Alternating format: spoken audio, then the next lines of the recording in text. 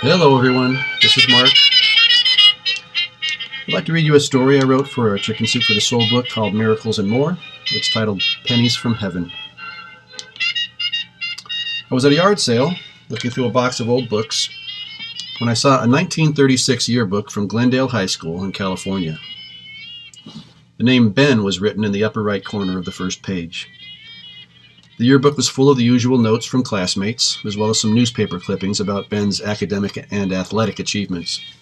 I looked around for the owner of the house and found him carrying more boxes out of the garage with the help of his two young sons. I asked him, "Are you selling this?" "Yeah," he replied. "I'll take $3 for it." I asked if he knew who Ben was. He said he was his grandfather. I couldn't understand why anyone would want to get rid of such a precious family memento, especially for such a paltry amount of money. So I asked if he was sure he wanted to sell it. He said yes again with a slightly impatient tone as he began talking with another customer. Though he obviously had no interest in it, I still wanted to encourage him to keep it. If not for himself, then for his children. But then I thought maybe he had his reasons for letting the yearbook go. Family emotions are complicated. I felt sorry for his sons, though, who would never get to look at this window into their grandfather's life. I almost didn't buy it for that reason until I heard him tell someone, "Anything that doesn't sell is going to the thrift shop." I handed him the $3, got into my car, and set the yearbook on the seat beside me. I wanted to find someplace quiet and explore every page immediately, but I had to hurry home because I was repainting the interior of my house that day. My wife had taken our two daughters to her father's house to get them away from the paint fumes.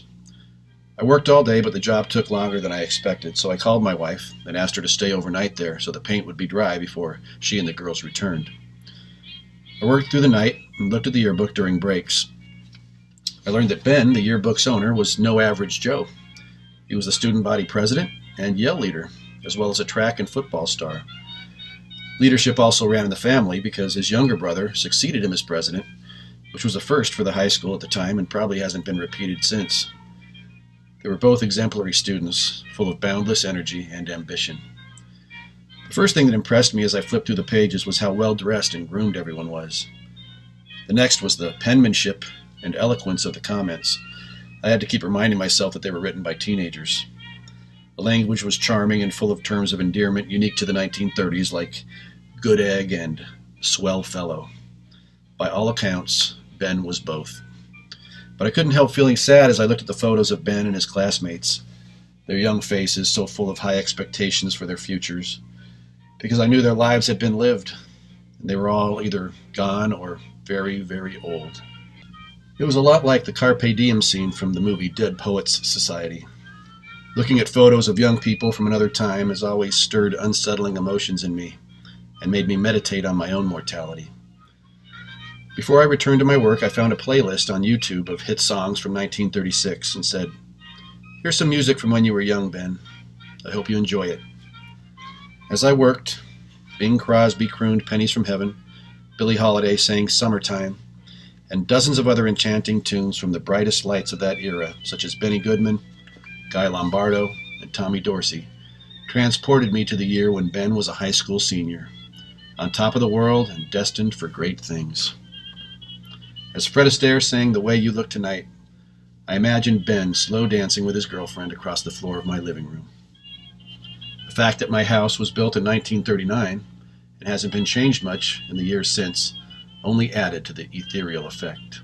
When the world is cold, I will feel as though just thinking of you and the way you look tonight.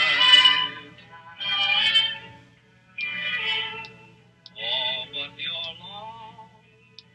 With such wonderful melodies playing, work was easier and time passed quickly.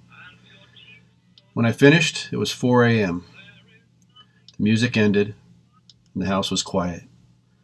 I sat down, returned to the yearbook, found Ben's photo, and said, "Thanks for keeping me company, Ben. I wish I could have known you." Using the vernacular of the era, I added, "You seemed like a swell fellow." A few seconds later, there was a knock at the door, but not just any knock. It was a knock with the shave and a haircut, 2 bits, cadence, very common to the era Ben lived in, 5 knocks, a pause, then 2 more. I was startled because of the late hour, but figured my wife had come home early with the girls for some reason. I was sitting close to the door, so I rushed over and opened it. There was nobody on the porch. Thinking it might have been kids pulling a prank, I went outside and scanned the front yard. No one. I walked to the middle of the street, looked both ways, and listened closely. It was as still and quiet as one would expect in the hours before dawn. None of my closest neighbors have children, so there was no chance some kid quickly ducked into a nearby house. Completely bewildered, I went back inside and sat down with the old yearbook again. A few moments later, it dawned on me, with a chill, that the knock on the door was Ben's answer. His way of thanking me for playing the music of his youth and for turning the pages of his yearbook so he could see the faces of his old friends again. The curtain between this world and the next is thick, but every now and then, if we're respectful and receptive enough, and if all the conditions are perfect, I believe we can be given a penny from heaven, a greeting from someone on the other side who is determined enough to reach us somehow. I was certain at that moment that Ben had been there, and that his happy, musical knock at my door was his way of saying, "Thanks, pal. You're a swell fellow, too."